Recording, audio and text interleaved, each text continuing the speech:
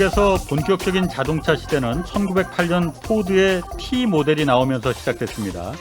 그렇지만 T 모델 가격이 당시 보통 근로자들 임금으로는 이거 선뜻 구매하기에 부담스러웠기에 처음엔 잘 팔리지 않았다고 합니다. 돈을 아주 많이 벌고 싶었던 헨리 포드는 그래서 승부수를 띄웠습니다. 포드 자동차 근로자들의 임금을 하루 $5로 다른 공장 근로자들의 3배로 인상시켜줬습니다. 그래서 당시 뉴욕타임즈에는 이 헨리 포드가 미쳤다 이런 기사가 실리기도 했다고 합니다. 그렇지만 결과적으로 숙련된 노동자들이 포드로 몰리기 시작했고 다른 공장도 어쩔 수 없이 근로자들 임금을 올려주기 시작했다고 합니다. 주머니가 두둑해진 근로자들은 이때부터 포드 자동차를 살 수 있게 됐고 미국의 자동차 산업은 꽃피기 시작했습니다. 헨리 포드는 돈을 많이 벌고 싶은 철저한 자본가였지 선량한 기업가와는 거리가 먼 사람이었습니다. 자동차라는 고가의 새로운 상품을 팔기 위해서 이 소비의 주체인 근로자들의 주머니를 두둑하게 만들어주면 결국 근로자들이 자동차를 사게 될 것이란 어찌 보면 당연하지만 실행하기 힘든 그런 결정을 내린 진짜 탁월한 경영자였던 거죠. 네, 경제와 정의를 다잡는 홍반장, 저는 KBS 기자 홍사원입니다. 홍사원의 경제쇼 출발하겠습니다. 유튜브 오늘도 함께 갑시다.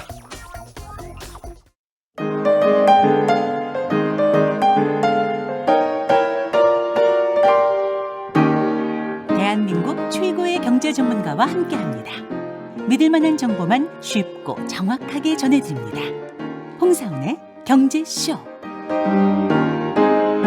네, 미친 집값이라는 이 수도권과는 달리 고령화 그리고 지방 소멸 위기를 한꺼번에 겪는 지방 농어촌과 중소도시가 지금 넘쳐나고 있다고 합니다.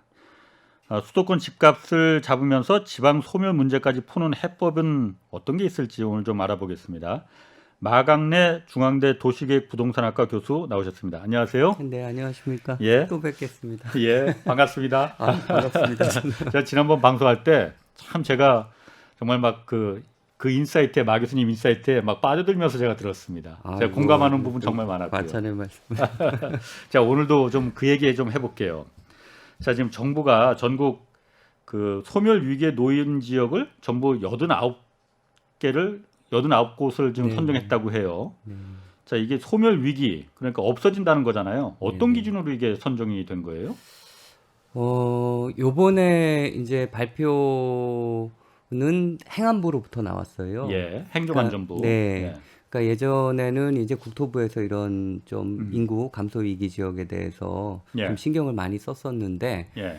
요번에는 이제 행안부도 이제 발벗고 나선 거죠. 예. 그래서 89곳의 인구 감소 위기 지역을 이제 정했는데요. 예. 이제 이거는 이제 기존 지표를 사용한 게 아니라고 합니다. 그러니까 기존 지표는 그 소멸 지역이라 그래갖고 소멸 예. 지수라는 게 있어요. 예. 그거는 이제 고령자 대비 65세 인구 대비 그다음에 청년 인구 비중을 갖다가 예. 계산해가지고 그걸 소멸 지수로 놨는데 이 소멸 지수가 현실을 잘 반영하지 못한다라는 비판이 좀 있었어요. 그래서 이번에는 행안부에서 자체 지표를 만든 것 같아요. 예. 그래서 인구 감소 지수라 그래서 예. 뭐 예를 들어서 인구 밀도의 변화라든가 또 인구 변화율, 그다음에 뭐 저출산율 등등 여러 그다음에 고령화율, 그다음에 재정 자립도 등등 8개의 지표를 좀 복합해 가지고 예. 그거를 만들었던 것 같아요. 그래서 전국적으로 좀 이제 인구 감소 위기가 예. 심하게 진행될 것 같은 그런 지역 89곳을 정했죠. 그럼 89개 지역은 뭐 대충 보면 수도권 외에는 다 지금 감소하는 추세니까. 수도권도 있어요. 네, 여기에는. 수도권도 있어요? 네, 인천도 2곳이 들어가고 저희 왜 지정했는지는 잘 모르겠습니다. 인천이 소멸한다는 건 좀 아닌 것 같은데. 그쵸. 거기 그런 데는 뭐 아닌 것 같고. 인천도 있고 경기도도 2개가 있고요. 예. 또 지방 광역시에도 있어요. 대구랑 부산. 뭐 어쨌든 그러면은 여기가 지금 그 소멸한다고 하는 거는 이제 거기가 이제 몇 년 지나면은 뭐 아니면 몇십 년 뒤에는 사람이 한 명도 안 살게 되는 그런 지역이 될 거라는 거잖아요. 이걸 그냥 놔둘 수는 없을 거 아닙니까? 정부 입장에서 수도권만 갖고 그럼 수도권 공화국을 만들 수는 없는 거잖아요. 그렇죠. 그럼 이 없어지지 않게 하기 위해서 정부에서 뭘 한답니까? 그러면은? 그 이제 여태까지 많은 노력을 해왔죠. 그러니까 우리 이번에 문재인 정부 들어갔고 국토부 사업으로 예. 그 도시재생 뉴딜 사업 있지 않습니까? 예, 예. 이거는 1년에 10조씩 음. 5년간 50조를 예. 이제 투자하는 어떤 그런 사업이고요. 이것도 이제 어려워지는 지역 매년 한 100군데씩 선정을 해가지고 지원하겠다라고 했던 거고요. 이제 그럼에도 불구하고 이게 좀 이런 지방 위기를 막기가 좀 힘들었어요. 예. 그래서 이제 이번에 행안부도 나서가지고 또 인구 감소 위기 지역 또 특별히 아주 예. 이제 어려운 지역 89곳을 정해가지고 매년 1조씩 10년간 10조를 붓겠다라는 어떤 예. 그런 계획을 발표했죠. 근데 이게 참 어려워요. 그러니까 많은 사람들도 예상을 하고 있듯이 앞으로 이렇게 어려워지는 지역들이 예. 더 많이 생길 거다. 예. 지금보다 그렇게 예상하고 있지 않습니까? 근데 지금도 엄청난 예산을 투입해가지고 지속적으로 그런 사업도 하고 또 활성화 어떤 그런 전략도 모색을 하고 그랬는데도 이게 막기가 너무 힘든 거예요. 예. 그래서 제가 이제 이 말씀은 드리고 싶어요. 그러면 왜 이렇게 이런 좀 뭐 시골 지역, 특히 예. 군급 지역이라든가 아니면 인구가 적은 지방 도시가 힘들어지는가에 대한 어떤 그런 이야기를 잠깐 드리고 싶은데요. 예. 이게 굉장히 그 큰 흐름이에요. 이렇게 지역이 어려워지는 게. 왜냐하면은 그 지역에 가면은 그 지역에서 이제 유출되는 인구를 보면은 상대적으로 젊은 인구들이에요. 당연히 그렇죠. 이동성이 좀 예. 강하지 않습니까? 나이가 들수록 이게 보수적이 된다고 예. 좀 힘들기도 하고 또 이 여생이 점점 적게 남았을 때 떠나기가 좀 힘든 거죠. 근데 이 젊은 인구들이 민감하게 반응하는 것들이 있어요. 이렇게 인프라가 좋은 거. 그 인프라가 이제 상위 위계 인프라가 있고 그 다음에 이제 하위 위계 인프라가 있어요. 예. 상위 같은 경우는 예를 들어서 뭐 이런 거죠. 백화점이라든가 또 이제 병원도 이제 아주 좋은 종합병원 예. 같은 것들 예. 이런 것들. 근데 이런 위계 상위 위계 아주 고차 위계 그 인프라는 기본적으로 도시 인구가 배후 인구가 필요해요. 예. 이게 유지가 되려면. 그렇지. 그렇죠. 그 배후 인구가 계력적으로 그러니까 한 25만이 넘어야 그것들도 버틸 수가 있는 거고요. 예. 그게 민간 영역에서는 공급이 안 되는 거죠. 이렇게 인구가 적은 지역들 예. 보면은. 그러면 그런 게 없어서 젊은 인구가 떠나니까 또 인구가 또 줄지 않습니까? 예. 인구가 또 줄니까 또 차상위 인프라가 빠져나가요. 악순환이네. 그러니까 이게 이제 악순환의 예. 이 구조로 들어갈 예, 수밖에 예. 없는 구조예요. 인구 맞습니다. 25만이 안 되면은. 예. 근데 우리 지방 도시를 보면요. 우리나라 지방 도시 중에서 이제 광역시 빼고 기초 예. 자치단체를 보면 한 120개 정도가 돼요. 네. 120개 정도가 중에서 인구 30만 이하가 안 되는 거는 80%예요. 지자체 숫자로 보면요. 그러니까 다 이렇게 어려워질 수밖에 없는 상황이 된 거예요. 그래서 예. 인구가 빠져나가고 그러면 그 차상위 인프라가 못 견디고 그러다 보니까 영화관 같은 경우에 인구 15만 원 정도가 있어야 되거든요. 예. 그 인구가 깨지게 되면 영화관도 못 들어오는 거죠. 예. 그다음에 산부인과 같은 경우에도 실질적으로 한 인구 6, 7만 정도는 있어야지 네. 되는데 그게 또 깨지면은 산부인과도 버틸 수가 없는 겁니다. 그 수익이 안 나는 거죠. 예. 그 실제 제가 이제 제가 여기 관계자는 아닙니다만 스타벅스 같은 경우에도 예. 인구 10만 정도가 깨지게 되면은 사실 그렇지. 다 입지상권 부족하고 못 들어오는 구조예요. 예. 인구 10만 이하 도시에 스타벅스가 있는 데는요. 예. 관광지라든가 유동인구가 많은 곳이에요. 예. 그래서 제가 이제 지방 답사를 하게 되면 제일 많이 듣는 말 중에 하나입니다. 청년들이. 저한테 소개예요. 그러니까 살고 있는 곳에 대한 소개 중에서 가장 예. 많이 나오는 게 우리 동네는 스타벅스가 없어요. 최근에 들었던 건 서브웨이가 없어요라고 이제 얘기를 하는 겁니다. 예. 근데 그 얘기를 들으면서 사실 서울에 계신 분들이라든가 대도시에 살고 계시는 분들은 이거 잘 못 느낄 수도 있어요. 근데 거기에 이제 인구가 아주 이렇게 빠르게 유출되는 곳, 어려워지는 지역에 살고 있는 젊은이들은 그게 자존감을 건드릴 수도 있는 거예요. 그러다 보니까 자꾸 이제 그 지역의 젊은이들이 이제 수도권으로 몰릴 수밖에 없는 거고. 그렇죠. 그러다 보니까 서울에 점점점 지금 현재는 대한민국 인구 2명 중에 1명은 수도권에 몰려 있어요. 그렇죠. 그러다 보니까 당연히 이게 집값 상승을 부채질할 수밖에 없는 거고. 그렇죠. 네. 그러니까 악순환이 계속돼서 서울은 수도권은 미친 집값이 되는데 지방은 자꾸 없어지는 자꾸 좀 괴이한 현상이 이제 나타나는데 그쵸. 자 그런데 지금 어쨌든 그 부동산 얘기도 좀 해야 됩니다, 마 교수님. 네네. 최근에 그 어쨌든 수도권에 서울 집값 오름세 좀 꺾였다라고 하잖아요. 이게 마 교수님 보시기에는 일시적인 현상인 거로 보십니까? 아니면 드디어 올 것이 왔다 이렇게 보시는 겁니까? 둘 다입니다. 드디어 올 어. 것이 왔다라고 어. 생각하는 부분도 있어요. 예, 지금 주담대 보면은 지금 4%가 주택담보대출 예, 예. 보면은 이제 4%가 넘지 않았습니까? 6%까지도 그러니까 이게 좀 편차가 있으니까. 대출 기간마다 좀 편차가 예, 있는 예. 것 같은데 기본적으로 이제 4% 이하 찾기 힘들어지는 예. 상황이 벌어지고요. 예전에는 사실 뭐 2.5% 정도로 빌릴 수 있었던 건데 이게 더블이 되지 않았습니까? 예, 그리고 금리는 지금보다 낮아지는 일은 없을 거예요. 그렇죠. 오를 일만 남았죠. 그렇죠. 오를 일만 남았죠. 그렇게 되니까 이제 예상을 할 수 있는 거죠. 그다음에 예. 두 번째는 정부 공급 정책. 이건 뭐 대단하지 않았습니까? 예. 이번에. 예, 그러니까 수도권에 쏟아지는 물량이 지금 당장은 아니더라도 예, 뭐 한 4, 5년 이후를 보면은 이게 엄청날 것이다. 그래서 안정화될 것이다. 예, 그러니까 사는 사람들은 그러니까 살 의향이 있었던 사람들은 조금 더 기다려 이제 보는 거고요. 예, 또 이렇게 수요가 줄다 보니까 이제 이거 뭐지? 라고 생각해서 이제 좀 공급 물량이 조금 더 나오게 되는 그래서 지금 주춤주춤하는 양상이라는 예, 어떤 생각이 드는데요. 많은 전문가들이 그렇게 얘기를 하더라고요. 제 주변에.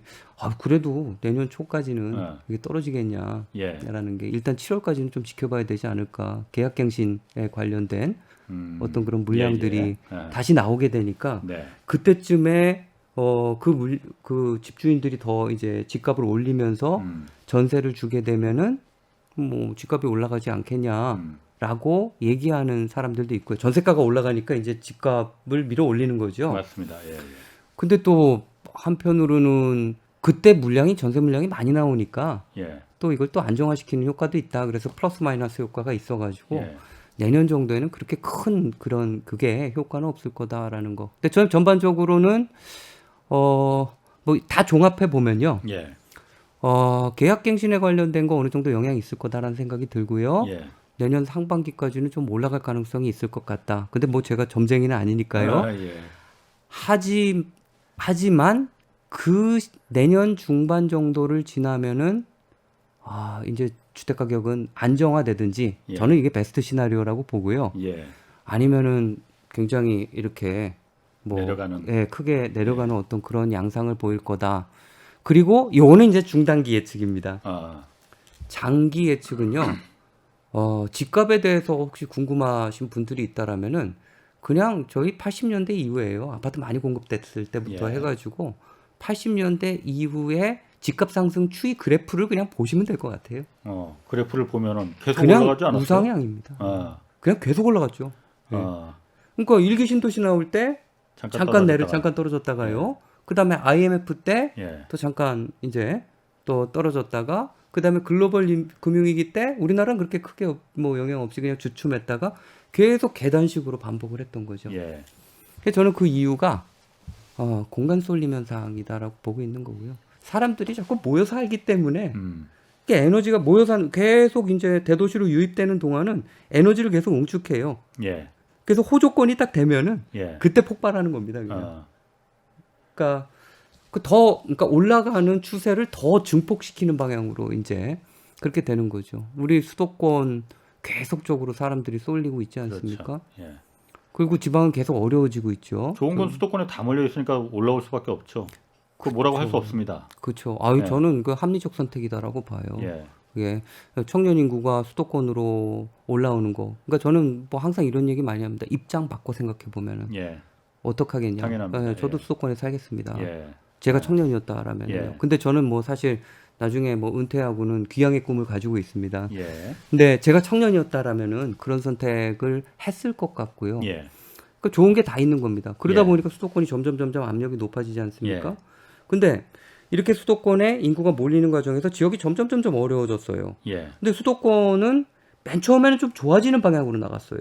집적의 이익을 얻는 방향으로 나가다가 예. 이제는 집적의 불경제가 더 커지는 방향으로 이제 나가는 거예요. 왜냐하면 경쟁이 너무 치열해지고요. 이게 밀도가 높아지다 보니까 수도권 내에서. 수도권 내에서요. 예. 그다음에 집값도 올라가고 예. 그다음에 미래를 계획할 수 없는 구조가 된 거죠. 예, 청년 예, 세대들이. 예. 그러니까 출산율도 전국에서 가장 낮게 나타나고. 예. 근데 사실 집적의 불경제를 대응하는 방법이 예. 그러니까 수도권도 나름대로 이제 여기서도 살아야 되니까 예. 공간적으로 그거를 대응하는 방법이 수도권이 뚱뚱해지는 그러니까 서울을 뚱뚱하게 만드는 방법이었어요. 예. 그러니까 점점 외곽으로 퍼지게 하는 거죠. 그 마 교수님이 그 제가 기고하신 글이나 이런 데서도 제가 많이 봤는데 어쨌든 그 뚱뚱해진 수도권을 좀 슬림하게 만들어 이게 자연적으로는 슬림해지지 않을 것 같고 맞아요. 강제적인 방법을 쓸 수밖에 없을 것 같은데 그렇다고 우리가 무슨 공산주의 사회주의 국가도 아니고 강제로 쓸 수는 없을 테고 방법이 그럼 뭐가 있겠느냐. 베이비 부모 세대를 지방으로 내려보내는 그 얘기하셨어요. 네네. 마 교수님 조금 전에 은퇴하면 이제 지방으로 내려가신다고 했지만은 네네. 많은 사람들이 야 서울에 그야말로 수도권에 좋은 병원도 있고 늙으면은 그 병원이 가까이 있어야 되는데 지방에 내려가면 지금 종합병원도 별로 없어. 네. 그리고 백화점 마트도 서울에 다 있는데 안 내려가려고 한단 말이에요. 네네. 베이비 부모를 지방으로 어떻게 내려보낸다는 구체적으로 좀 방법이 있을까 싶은데. 이게 그 아다르고 어다르다고요. 예. 그 베이비 부모를 지방으로 내려보내야 된다. 이거는 아니에요? 맞지 않는 말 같아요. 예. 예. 그 저는 이제 이거를 본 거예요. 그 제가 이제 베이비 부모 얘기하면 항상 이제 남은 시간도 짧고 그러니까. 예. 그래서 이게 이제 균형 발전의 대안이 될 수 있고 베이비 부모에도 좋고 막 이런저런 얘기를 하게 되면은 사람들이 좀 안 좋은 댓글들도 사실 많이 달려요. 예. 근데 저는 이제 이런 거예요. 지금 우리 그 인구 이동 추이를 보잖아요. 예. 그러면 대도시권, 특히 뭐 이제 지방 대도시권이라든가 아니면 수도권 중심으로 점점 젊은 인구가 빠르게 들어오고 있어요. 예. 특히 수도권은 뭐 굉장하죠. 일자리 때문에. 일자리와 교육의 기회인데 특히 일자리 때문에. 근데 반대의 흐름도 나타나고 있어요. 이게 한 5년 전부터 점점 세지고 있습니다. 그 반대의 흐름이 50대 이상 인구의 대도시권 유출 현상이 이제 빠르게 나타나고 있는 겁니다. 네. 이거는 거의 팩트예요. 근데 그런 추세 속에서 최근에 많은 연구들이 나오고 있어요. 베이비 부모들한테. 그 베이비 부모의 한 반 이상이 그 사실은 지방 출신들이잖아요. 그렇죠. 그렇죠. 뭐, 그래서 그 전반적인 베이비 부모들한테 인터뷰를 좀 해보면은 한 50-60% 정도는 지역에 내려가고 싶다라는 어떤 그런 얘기를 많이 해요. 네. 그러니까 본인이 행복하기 위해서. 예.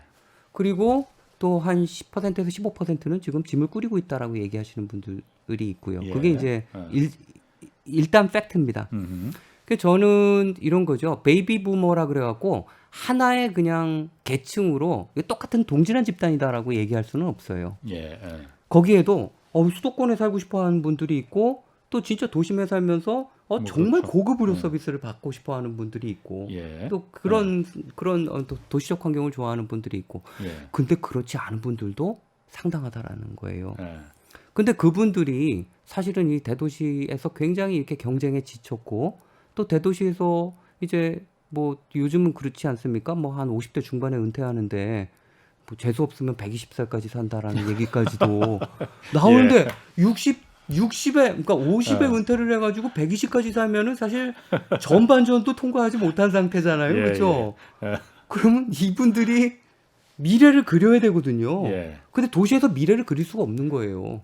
그러니까 만약 한 40-50년을 더 살게 되면은 어떻게 이거를 충당할 수 있을지. 그러니까 연금으로도 부족하고 뭐 이제 이런 상태인 거죠. 그래서 이런 분들이 상당히 많다라는 거예요. 근데 제가 이제 구체적인 수치를 말씀드리려면 좀 시간이 걸려서 일단은 그런 분들이 많고 그런 분들의 일부가 정말로 뭐 고향이라든가 아니면 농촌 지역이라든가 아니면 중소도시로 가고 싶어 하시는 거예요.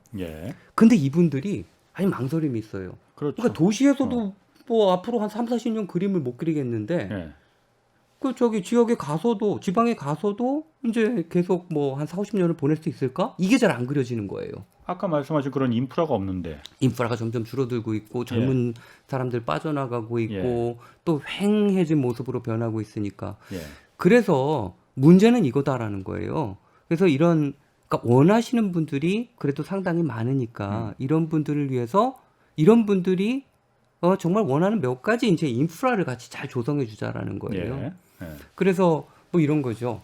특별히 일자리 같은 거는 정말 중요한 것 같아요. 예. 그 저는 이제 지역에 있는 중소기업들이랑 연계해가지고 예. 2, 3일 정도 일하고 이것도 제가 이제 연구를 진행했던 겁니다. 예. 2, 3일 정도 일하고 한 100만 원 정도만 거기서 보충할 수 있다라면은 사실 지금 외국인 노동자 수급도 굉장히 어려운 상황에서 예. 근데 베이비부머는 사실 능력 있는 분들이 굉장히 많아요. 그렇죠. 그리고 이분들이 예전에 5천만 원 받았다 그래가지고 5천만 원을 다 원하는 것도 아니고요. 예. 그래서 아주 간단하게 얘기하면요. 광주 상생형 일자리 있지 않습니까? 예. 그죠? 일자리 광주형 예. 일자리, 지역 예. 상생형 일자리. 그거에 음. 농촌 버전이라든지 아니면 음. 중소도시 버전을 만들자라는 거예요. 음. 그리고 임금을 줄이더라도 예. 그 낮은 임금 말고 다른 것들을 보충해 주는 겁니다. 주거나 네, 그렇죠. 교육, 주거. 건, 그러면 주거는 어떻게 할 것인가? 보더니 예. 이분들이 또 이제 아파트에 살다가 뭐 타운하우스라든가 이런 좀 더 이제 그런 환경에 예. 살고 싶어해요. 그렇죠. 근데 이게 애를 치는 사업 모델이 있어요. 예. 사실. 그러니까 매입 임대주택이라 그래가지고 어. 농촌 지역에 예. 그러니까 굉장히 이게 정부 지원을 많이 받아가지고 예. LH가 손해 보지 않는 구조에서 정말 타운하우스를 굉장히 잘 만들 수 있는. 예. 그리고 거기가 임대주택입니다. 그리고 원한다면 20년, 25년 임대가 예. 가능한 구조를 만드는 거예요. 예. 그 실제 그런 모델이 있고요. 20년 임대 모델이 있고요. 그 임대료 같은 경우에 뭐 한 25평 수준으로 해가지고 뭐 비싸야 15만 원 정도 책정이 될 수 있습니다. 예. 예. 주거 마련됐죠. 아주 조그만 소일거리 마련되죠. 이제 거기다가 건강 같은 경우에는 그런 지역에 이제 주치 제도에 약간 좀 이제 의료도 굉장히 중요하거든요. 그렇죠. 근데 이분들이 정말 큰 병에 걸리면 대도시에 사셔야 돼요. 예. 그리고 대도시에 뭐 이렇게 좀 왔다 갔다 하시면서 치료를 받으시면 되고요. 이제 정말 나이가 들면 중요한 거는 주기적으로 모니터링 할 수 있는 어떤 그런 거예요, 건강을. 예. 그러니까 시골에 그런 시스템을 좀 구축하자라는 거예요. 예. 그래서 좀 모아가지고 사람들을. 예. 그래서 그런 주치의제도, 시골만의 주치의제도를 저는 사실 영국에 있으면서 거긴 제너럴 프랙티셔너라 그래가지고 거기도 주치의가 있거든요. 예. 아, 너무 크게 도움을 받았어요. 어. 사실 이렇게 주치의랑 좀 가깝게 지내면서 예. 그 주치의는 저에 대해서 잘 알아요. 예. 그리고 여러 가지 얘기도 하고 음. 또 그렇기 때문에 그러니까 시골에서는 이런 환경이 굉장히 필요한 거예요. 가정의학 같은 건데 예. 이제 이런 것들을 좀 구축을 하고요. 또 지역 대학이랑 연계해 가지고 정부 지원금 같은 경우를 지금 이렇게 좀 인생 이모작을 할 수 있도록 예. 좀 이렇게 좀 서포트를 하는 겁니다. 그럼 제가 이제 지금 급하게 말씀드리는 거 몇 가지만 뭐 한번 보시면요. 그래서 제가 대도시에 살고 있는 베이비 부모입니다. 그래서 한 50대 중반 은퇴를 했어요. 예. 근데 여전히 저는 건강하다고 느끼고요. 예. 그다음에 일을 하고 싶고 사람들이랑 관계 맺고 싶어요. 근데 그런 게 잘 안 되는 사람들 많지 않습니까? 저는 그렇죠. 굉장히 능력이 있다라고 생각하는데 예. 그럼 이분들을 위해서 이제 이런 그 주거지를 마련해 주는 어떤 그런 전략 타운하우스 같은 거 아주 좋은 거 있지 않습니까? 예. 거기서 한 10만 원에서 15만 원을 내면서 이제 와이프만 잘 설득이 된다면요. 예. 저 여성들은 조금 그거에 대해 좀 꺼리는 경향이 있으니까요. 그래서 같이 내려가서 거기에 있는 사람들이랑 좀 이렇게 단지화된 곳에서 살고 그 다음에 일자리 조그만 소일거리도 없고 예. 그 다음에 거기에 계속적인 좀 어떤 그런 사회적 관계를 유지하는데 예. 또 대학도 가면서 예. 또 뭐 이제 아주 실무적인 교육을 받는 거죠. 저 인생 예. 이모작과 예. 관련된 그런 식의 여러 링크들을 연계해서 저희가 성공 모델 몇 개만 만든다라면은 정말 이건 지자체에 보급될 수 있는 어쩜 굉장히 크고요. 수도권에만요. 베이비 부모가 그러니까 지방 출신 베이비 부모가 440만이에요. 많을 있을 겁니다. 예, 440만 중에서 10%만 그냥 우리가 잡아도 44만이에요. 44만이 외부로 빠진다라 그러면요. 예. 그분들 집 다 안 팔아도 돼요. 팔고 내려가시는 분들도 있겠지만 예. 안 파셔도 이 임대차 시장의 물량이 상당히 나오는 효과가 있는 거예요. 저는 그걸 부동산 정책이랑 연결시켜서 예. 좀 중단기 정책으로 저희가 좀 빠르게 추진할 수 있는 주택 건설하는데 뭐 한 4, 5년 걸린다 그런데 사실 그것보다 더 걸리거든요. 예. 그러니까 조금 빠르게 추진할 수 있는 정책으로 그거 참 좋지 않나. 저는 제가 이제 베이비 부모 연구하는 과정에서 제가 사실 놀랐어요. 저는 2차 베이비 부모인데요. 예. 정말 그 마음 속에 있는 그런 그 고향에 대한 그리움, 예.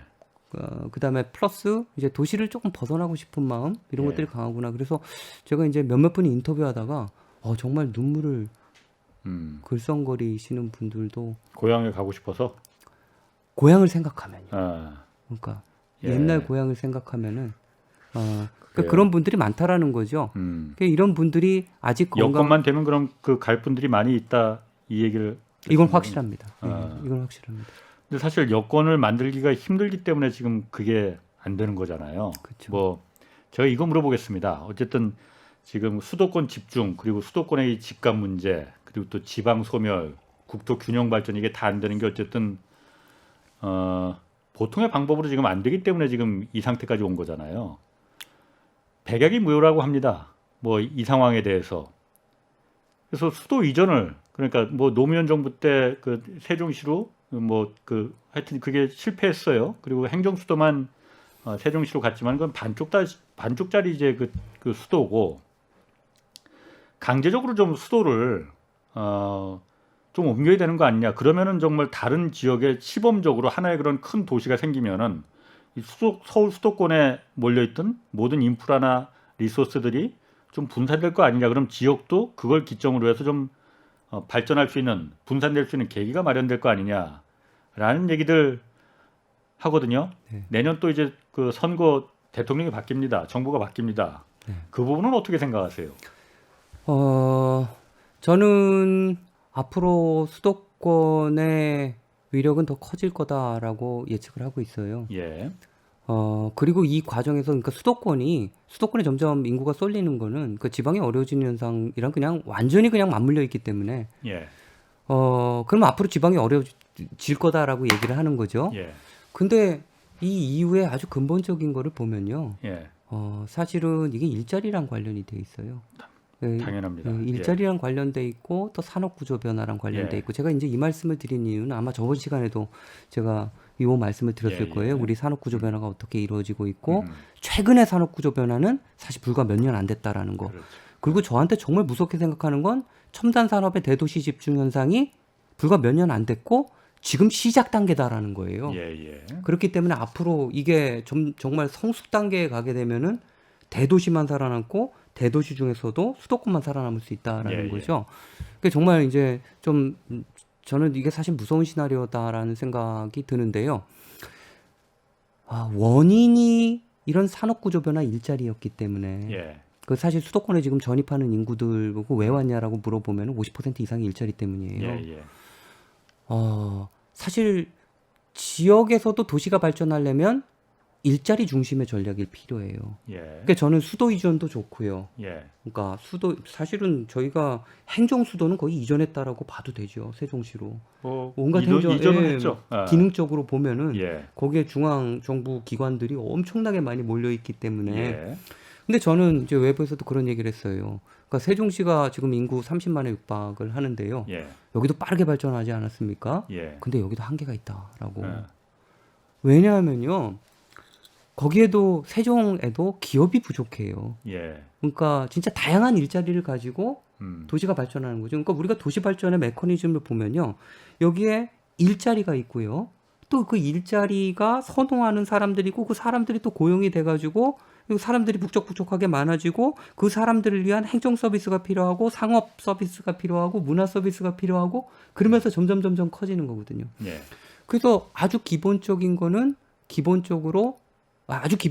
도시가 융성하는 데 있어서요. 예. 일자리다라는 거고요. 음. 그 일자리를 담을 그릇을 이게 행정수도 이전도 좋고 혁신도시도 좋고 그다음에 뭐 대학 이전도 좋고 다 좋습니다. 예. 다 좋은데 정말 중점이 될 내용은 거기에 젊은이들이 선호하는 일자리를 만들 그릇을 어떻게 만들 것인가. 예.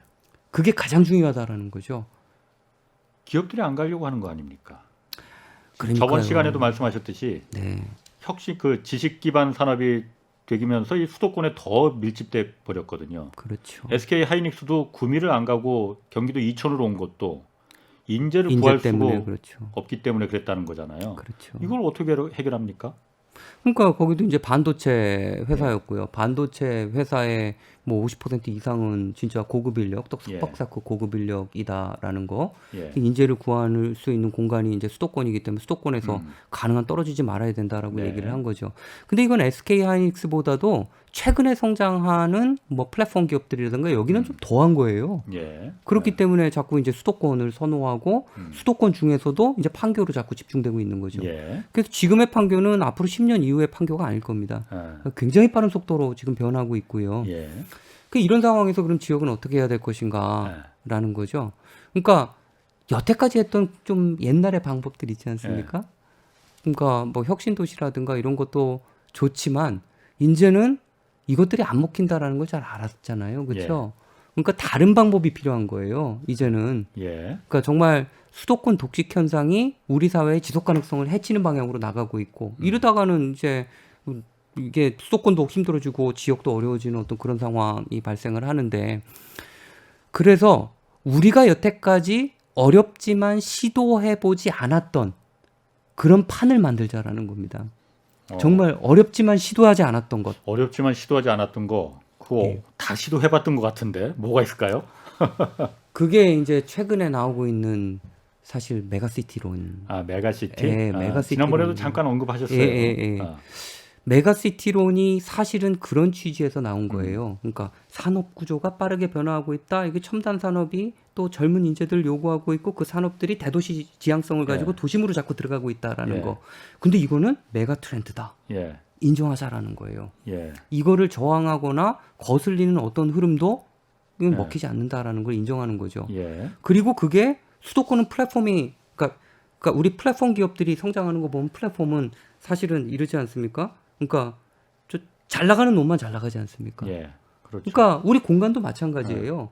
그러니까 점점 이렇게 그러니까 플랫폼 기업들 아주 잘 나가는 플랫폼 기업들이 잘 나가는 거는 거기 들어가면은 정보가 다 있고 여기가 웬만하면 성공하니까. 네, 웬만하면 성공. 그러니까 사업자들도 웬만하면 성공하고요. 웬만하면 성공하진 않지만 그래도 성공 가능성이 높고요. 또 소비자 같은 경우에는 거기 너무 많은 정보가 축적되어 있는 겁니다. 원하는 거 그냥 검색해서 바로 찾을 수 있으니까. 그러니까 1등 플랫폼 기업에 자꾸 이제 쏠리는 현상이 발생하는 거죠. 공간도 똑같아요. 수도권이 다 가지고 있는 거예요. 여기 정보가 엄청 많은 거예요. 젊은이 입장에서 수도권에 가면은 성공할 가능성이 높은 거예요. 가능성을 높일 수 있는 거죠. 그렇기 때문에 일단 수도권 가고 보자라는 이제 이런 심리가 생길 수밖에 없는 거고요. 그게 이제 하나의 이제 이동 패턴으로 나타나는 거죠. 근데 이거는요. 수도권이 메가 리전이기 때문이에요. 메가 뭐라고요? 메가 리전. 그러니까 리전. 메가 지역이라 예. 그러니까 거대한 여러 도시들이 서로 얽히고 설켜가지고 하나의 메가 리전이 됐기 때문에 엄청나게 수도권 자체가요. 그리고 이게 이제 힘을 받기 시작을 하는 거죠. 그래서 근데 그 비수도권이 왜 이렇게 약해졌냐? 그리고 지금은 왜 더 불리해지는가? 보면은 산업을 받을 수 있는 그런 그릇이 없다라는 거예요. 산업을 받을 수 있는 그릇. 그러니까 그런 첨단 산업들이 입지하고 싶어하는 조건이 아니다라는 거죠. 그러니까 대도시 좀 압축된 곳, 저 청년들이 정말 너무 좋아해가지고 거기 팬시한 산업, 그러니까 뭐 상업시설들 같은 것들이 있고, 그 다음에 그게 뭐 압축돼 있고 여러 다양한 사람을 만날 수 있는 어떤 그런 공간, 이런 공간을 만들자라고, 그러니까 지역에 만들자라고 하는 건데 지역 같은 경우는 그게 어려워요. 그 왜냐하면은 지역이 굉장히 분절화되어 있어요. 그리고 수도권 같은 경우는 시장에 의해서 자연스럽게 메가리전이 형성이 되는데 비수도권 같은 경우에는요. 교통 인프라 하나 끌어오는 것도 옆에 지자체랑 엄청 경쟁을 해야 돼요. 중앙에서 공보 사업이 있거나 그러면은 옆에 지자체에 눌릴까봐 엄청 그거 하고요. 그러다 보니까 나중에 중앙은 어쩔 수 없이 이거를 좀 나눠가지고 주는 방식으로 이제 진행이 되는 거죠. 그래서 최근의 움직임은 그럼 지자체 간 협력 구조를 만들자. 일단 그래서 뭐 중앙에서 공모 사업을 하든 아니면 뭐 중앙에서 뭐 다른 어떤 그런 지원 사업이 있는데 이제 그런 사업들을 좀 힘을 모을 공간에다가 한 방에 봤대. 한 곳에다가 엄청나게 에너지를 딱 이렇게 모을 수 있게 이제 그런 식으로 인프라도 유치를 하고 또 산업 전략도 짜고 그 다음에 판로도 개척하고 뭐 이제 이런 식으로 하자라는 거죠. 그래서 그걸 가장 중요했던 게 지자체 간 연계 협력이에요. 그러니까 예전에는 남이었고 경쟁 상대였는데 예. 이제 우리 한번 힘을 합쳐서 우리 경쟁 상대가 여기가 아니라 수도권이 좀 아주 무지하게 크긴 하지만 그래도 한번 좀 우리도 대항마로. 힘을 모으면은 예. 좀 뭔가 할 수 있지 않을까 이런 의식을 조금씩 이런 의식들이 이제 높아지기 시작을 한 거예요. 예. 그 사실 행정구역 통합론이라든가 예. 메가시티론이 굉장히 어려울 겁니다. 근데 저는 이거를 굉장히 높게 보고 있는 게 예전에는 행정구역 통합이라든가 이런 공간구조 설정 다 중앙에서 내려왔어요. 예. 중앙에서 설계해가지고 우리 지역 이렇게 했으면 좋지 않아? 뭐 이런 식으로 얘기했던 거예요. 예. 근데 지금 지금 반발도 컸고. 그렇죠. 반발도 컸고요. 예. 지금 나오는 논의는 이제 지역에서 서서히 올라오기 어. 시작한 거예요. 더 이상 못 살겠다. 이러면 다 죽는구나. 이러면 다 죽는구나. 아. 근데 물론 행정구역 통합 논의 과정에서 아니면 예. 메가시티 구축 과정에서 지자체 간의 미묘한 신경전 같은 거는 계속 있을 거예요. 당연히 있겠죠. 그리고 이 과정이 엄청나게 힘들 거예요. 예. 저는 근데 이 과정 모두 굉장히 소중한 경험이다라는 생각이 듭니다. 예. 그런 과정 속에서 협력이 얼마나 중요한지를 예. 하고 그다음에 우리가 어떤 이제 이 전략들이 점점 구체화되는 거죠. 음. 구체화되는 거죠. 그래서 공항도 제대로 된 어떤 그런 스케일로 제대로 설치를 하고 예. 또 광역교통망도 제대로 된 스케일로 예. 제대로 끌어오고 그다음에 우리가 뭐 이제 뭐 여러 광역시설 그 쓰레기 소각장이라든가 화장장이라든가 이런 것들도 다 협력을 하고 예. 산업 전략도 같이 짜는 겁니다. 음. 그래서 그 제가 하나 예를 들면은 이게 산업이 뭔가 뜨기 시작하면은 전국 지자체가 그거를 하겠다라 그래요. 그 옛날에 로봇 나왔을 때 다 로봇 얘기를 하고요. 근데 바이오 나오면 그린. 또 바이오고요. 예. 최근에는 수소 그린. 산업 뭐, 나오니까 이제 그린이 또 예. 중요한 어떤 다 한다고 사회적 이슈가 하지. 되니까 예. 전국 지자체가 다 수소 산업을 한다라고 합니다. 예. 지원금도 많이 나오니까 교부금이 그렇죠. 중앙 정부는 사실 이제 조금씩 나눠주니까 뭐 별로 빚도 안 나. 그렇죠. 이게 힘을 못 받는 이게 똑같은 거예요. 여태까지 사업들이 이제 이렇게 나눠주기 식으로 진행되다 보니까 이게 한 곳에 힘을 모을 수가 없는 거예요. 그리고 그게 그냥 이렇게 없어지는 거예요. 사라지는 거예요. 예. 그러니까 저는 정말 우려하는 것 중에 하나가 이런 과정 속에서 지역은 정말 낙인 효과가 찍히는 것 같은 느낌이 드는 거예요. 굉장한 역량이 있는데도 예. 사람들이 이렇게 얘기합니다. 아유, 제 지역은 엄청난 예산이 투입됐음에도 불구하고 안 돼. 어. 라는 패배의식. 예. 그러니까 지역 내에서도 그런 인식들이 조금씩 올라오고 있고 특히 수도권에 계시는 분들은 왜 그래야 되지? 이건 어차피 할 수가 없는데? 이제 이런 얘기를 하는 거예요. 예. 우리는 여태까지 이걸 해보지 않았다라는 거예요. 지자체 간 협력을 해가지고 예. 뭔가 그 산업을 받을 수 있는 큰 모양새, 큰 그림 이런 것들을 하고 사실 기업 유치 전략을 정말 적극적으로 해가지고 예. 기업한테 엄청난 권한, 그러니까 개발권을 주는 거예요. 토지 개발권. 예. 우리 이거는 제가 이렇게 새롭게 주창한 게 아니라요. 우리 기업 도시 할 때 노무현 정부 때 혁신 도시 말고 예. 예. 기업 도시 있지 않았습니까? 예, 예. 기업 도시의 핵심 내용은요. 기업한테 도시 개발권을 주는 거였어요. 근데 부동산 개발까지 다. 그 부동산 개발까지 하게 하는 거죠. 예. 그러니까 기업이 기업에 맞는 토지 이용을 스스로 설계하게 하고요. 예. 거기에 개발 수익도 얻을 수 있게 하고 근데 수익의 일부는 요즘 좀 개발 이익과 관련해 가지고 좀 말도 많고 탈도 많아서 조금 조심스럽긴 하지만 그래도 기업이 이익을 낼 수 있게 하는 구조. 예. 그다음에 그 이익의 일부를 자기가 이제 그 킵하고 싶은 근로자들한테 이제 이렇게 돌릴 수 있는 어떤 그런 구조 같은 것들을 이제 만들어 주는 거죠. 근데 기업 도시가 예전에 노무현 정부 때 지정됐던 곳을 보면요. 혁신도시 말씀하시는 거죠? 그러니까 혁신도시도 있고 세종시도 있었고요. 행정중심 복합도시죠. 그게 안쪽에. 예. 그다음에 기업도시가 또 있었어요. 아.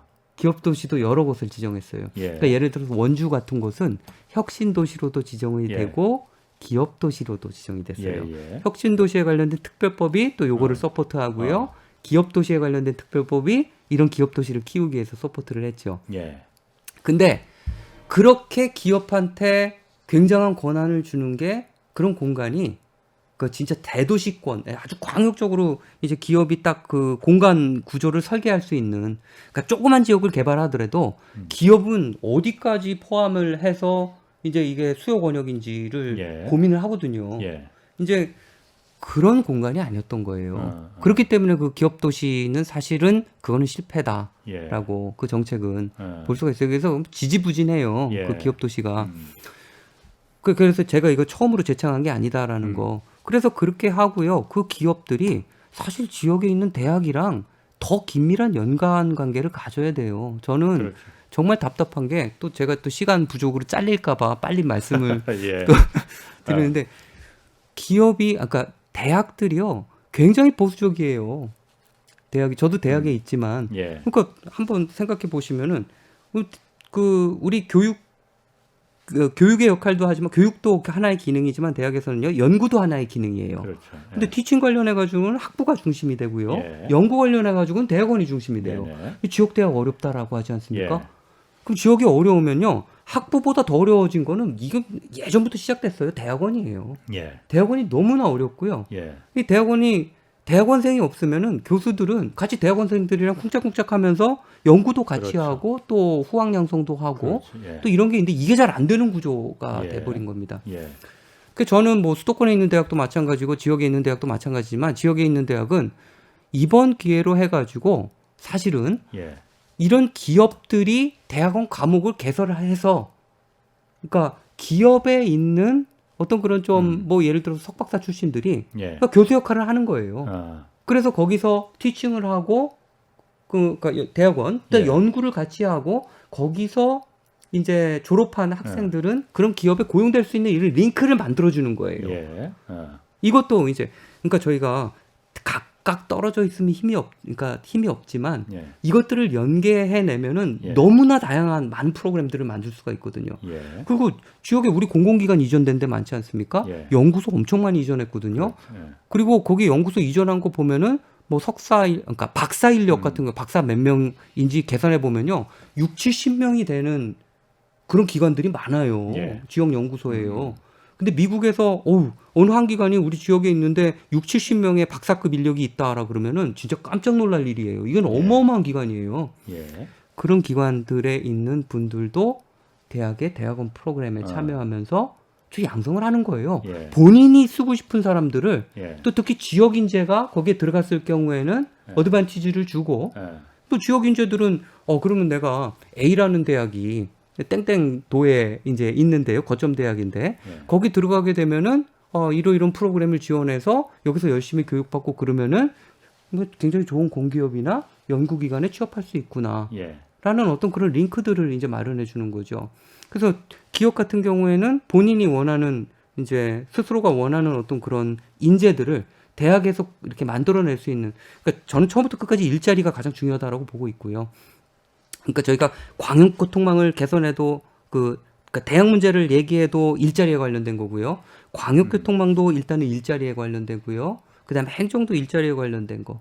그래서 일자리를 위해서 그러니까 청년들이 선호하는 일자리를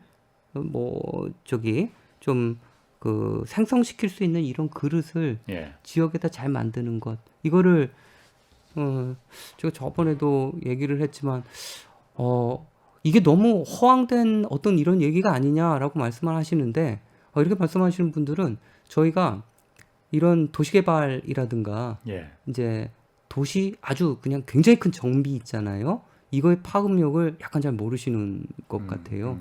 이게 전 세계적으로도 그렇고요. 뭐 문화 예술에 관련된 도시 육성 사업 해가지고 굉장히 이렇게 또 지역에서도 힘을 쏟고 중앙정부도 같이 서포트해가지고 이런 그래서 도시를 하나 진짜 만들고 그 도시가 그 나라에서 엄청난 기여를 하는 어떤 예. 그런 도시들도 많고요.